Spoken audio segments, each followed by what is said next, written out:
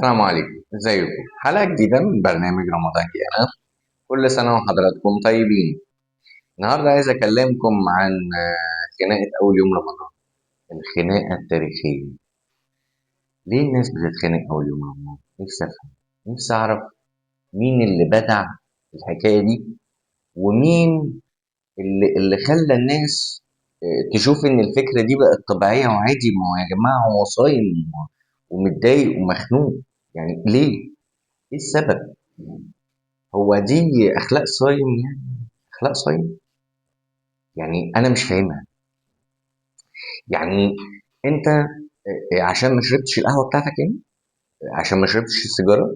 يعني هم دول أعراضهم الانسحابية إن أنت تتنطط لنا في الشارع وتقعد بقى تكسر وتهبد في أي حاجة وتتخانق مع أي حد وتشتمه وتبهدله وتضربه ويقول لك أصل أول يوم رمضان وعادي، معلش أصل هو متنرفز وسيبه بقى، سيبه. هنعمل له إيه؟ أصله صايم يا عيني، يا عيني يعني كمان صعبان عليهم، هو صايم وعصبي والناس عصبته بقى. ما يعني هو أي حد يكلمه أي كلمة بيكلمه بقى في حاجة صح، بيكلمه في حاجة أيا كان، هو خلاص هو عصبي. وطبعا في ناس تقول لك ايه، لا خلاص بص بقى انا راجل عصبي وصايم، فانا مش هتشوف وشي بقى اول 3 4 ايام كده لغايه لما اتعود. فتبص تلاقي الشوارع فاضيه، مفيش حد بينزل، مفيش حد بيروح الشغل. يروح الشغل ليه؟ الراجل صايم. يعني انتوا عايزينه صايم وكمان يشتغل، كمان يروح الشغل؟ يعني هو مش شايف ان العمل عباده، هو شايف انه خلاص بقى احنا صايمين،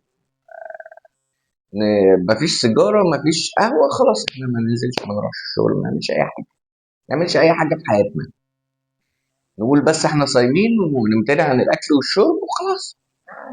احنا صايمين هنعمل ايه؟ ما هو فرض ربنا وبنأديه. بس هو ربنا سبحانه وتعالى ما قالكش لما تصوم تتخانق مع الناس، وما قالكش ما تروحش الشغل، وما قالكش تتحجج بالصيام مش تعمل اي حاجه غلط. يعني تشتم وتزعق وتنطط وتعمل لنا بقى فيها ان انت راجل مجنون وعندك هستيريا بسبب الصيام. إيه، الصيام ما بيعملش كده. كتالوج الصيام ما فيهوش الكلام ده، ما فيهوش. ده كلام من عندك انت، ده اسلوبك انت، ده اخلاقك انت، انت بقى بتظهرها علينا يعني بالطريقه دي، وتعمل لك حجه اللي هي الصيام وتقول اه ما انا صايم ما هو ده الطبيعي. لا مش ده الطبيعي. يعني من الافضل ان احنا نغير الطريقه دي او ان انت تغير الطريقه دي، واشوفكم على خير.